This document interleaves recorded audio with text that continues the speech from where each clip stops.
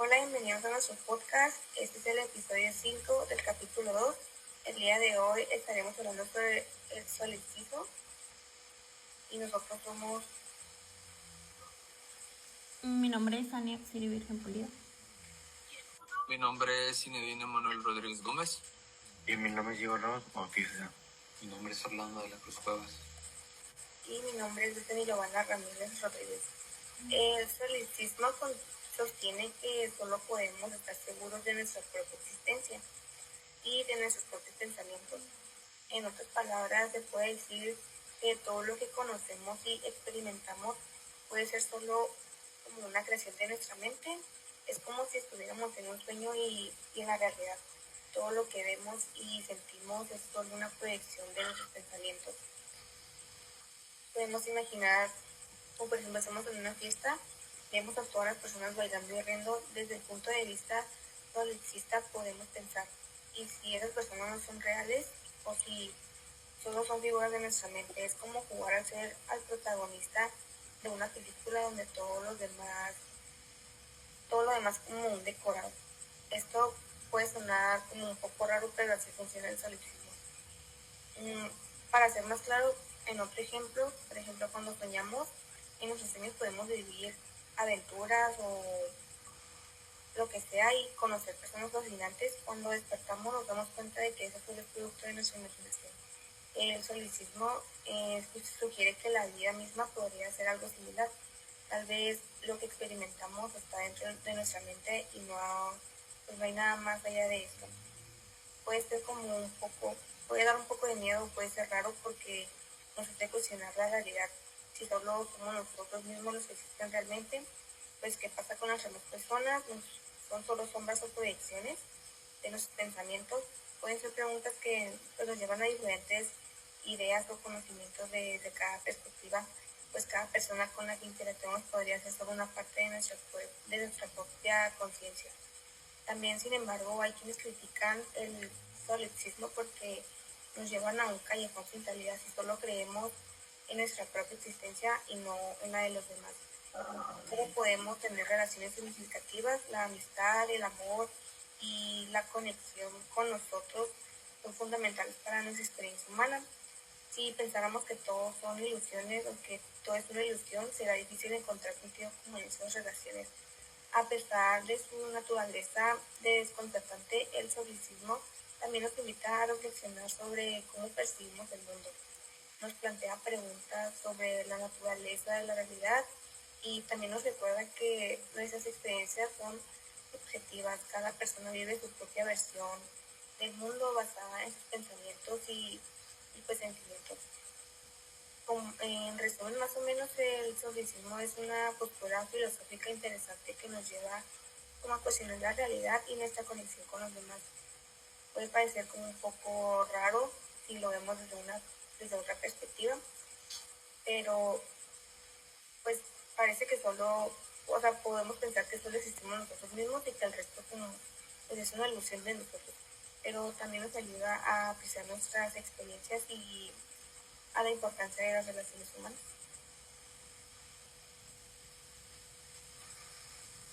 El silogismo de la filosofía no es solo una herramienta lógica, sino que también ha sido una pieza clave en la construcción del pensamiento occidental, particularmente en la tradición aristotélica. Aristóteles, al fomentar el silogismo, le otorgó un papel central en su constitución del razonamiento educativo, permitiendo que se desarrollara una forma rigurosa a la argumentación en la que una conclusión se deriva inevitablemente de dos premisas. En este tipo de razonamiento tiene profundas implicaciones filosóficas, ya que permite estructurar el conocimiento de una manera lógica y sistemológica. La idea de que a partir de premisas generales podemos llegar a conclusiones específicas ha sido un pilar en las discusiones filosóficas sobre la naturaleza del conocimiento y la verdad. La claridad y la presunción del silogismo también le confiere un lugar fundamental en la epistemología, la teoría del conocimiento, al saber una de las formas más claras de ilustrar cómo se pueden construir y validar afirmaciones. Sin embargo, en la filosofía contemporánea, el silogismo ha sido objetivo de críticas y filosóficos como argumentaron que en la lógica aristotélica no es suficiente para comprender la complejidad de las categorías humanas y la experiencia, dado que el conocimiento y el entendimiento no siempre a formas tan rígidas y lógicas. En definitiva, el silogismo no solo es un método formal, sino que tiene una carga filosófica profunda sobre la manera en que entendemos el mundo y la razón y el conocimiento.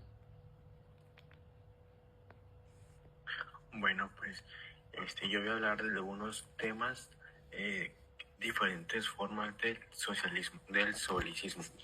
El solicismo epistemológico afirma que podemos tener cierta absoluta de la existencia de un mundo externo apenas nos propia con conciencia. Solicismo metafísico afirma que apenas propiamente existe a todo pues temáis de ilusao y solicismo metodológico.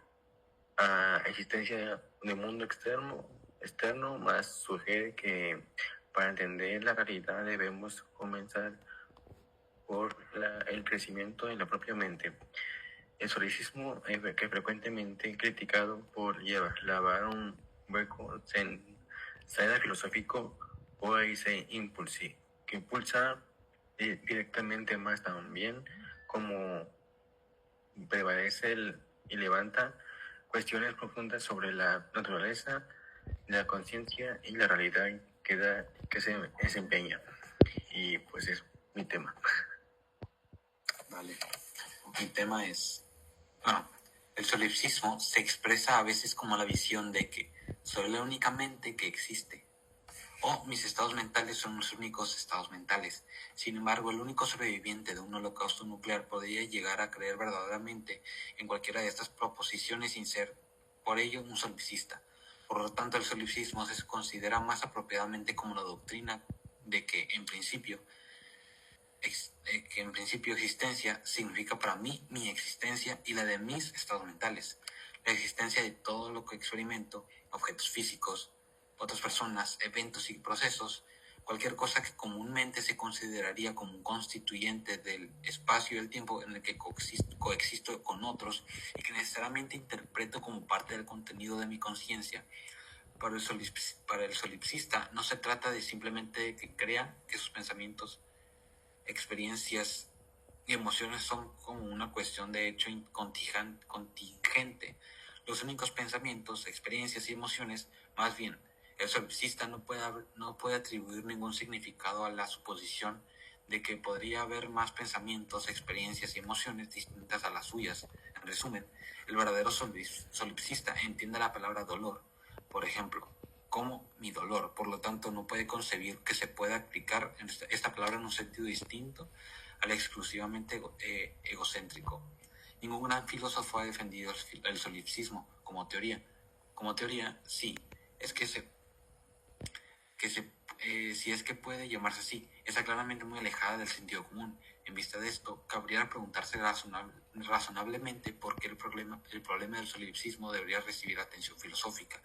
Hay dos respuestas a esta pregunta. En primer lugar, si hoy ningún gran filósofo ha defendido explícitamente el solipsismo, esto puede atribuirse a la inconsistencia de gran parte del razonamiento filosófico.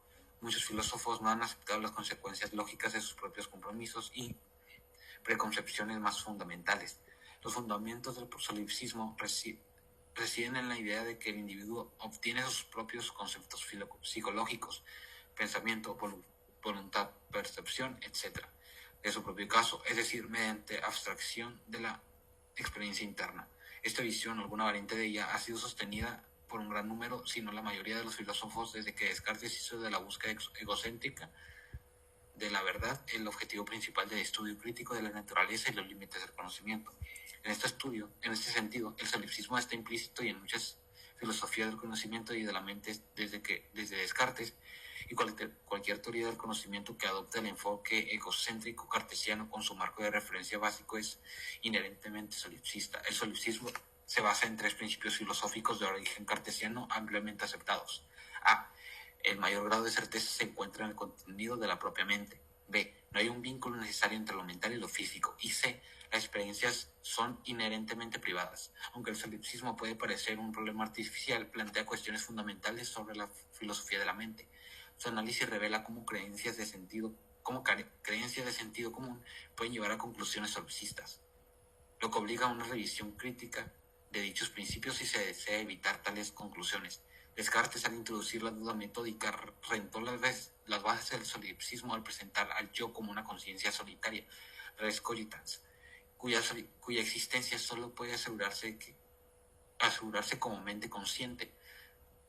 Sin embargo, evita las consecuencias solipsistas apelando a la benevolencia de Dios. Argumenta que, dado que Dios no engaña y ha creado en el hombre una disposición innata a creer en un mundo externo, se deduce que dicho mundo realmente existe. Así Dios actúa como un puente entre la conciencia individual y la realidad intersubjetiva. Un filósofo moderno no puede evitar el solipsismo dentro del marco cartesiano sin recurrir al papel de que Descartes otorgó a Dios, algo que pocos aceptan hoy. Por ello, el solipsismo ha influido en muchos sucesores de Descartes, especialmente en la tradición empirista británica. La concepción cartesiana de la mente implica que cada individuo adquiere sus conceptos psicológicos a partir de su propia existencia, con acceso privilegiado a su mente, pero no a la de otros. Así, el conocimiento de otras mentes puede derivarse por inferencia a partir del comportamiento observable de los demás. Ok, yo les voy a hablar cuáles son los tipos de solipsismo. Está el solipsismo categórico y está el solipsismo hipotético y el disyuntivo. Y también cómo crear un solipsismo. El solipsismo debe tener 3 términos, que es mayor, menor y medio. Los términos no deben de tener mayor extensión en la conclusión que en las premisas. El término medio nunca debe pasar a la conclusión y el término medio debe ser universal por lo menos una vez. 2 premisas afirmativas no pueden dar conclusión negativa. Y los silogismos son un tipo de razonamiento lógico utilizado a menudo en argumentos filosóficos. El razonamiento lógico implica pensamiento abstracto. Se aborda un problema organizado, una serie de pasos llamados premisas. Es un orden determinado.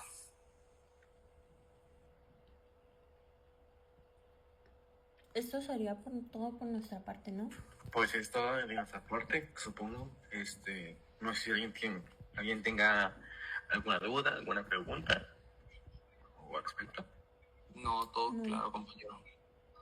Annie, Bethany, Orlando. No, todo claro. ¿Alguna pregunta, algún ejemplo que quieran decir? Todo bien. A dormir.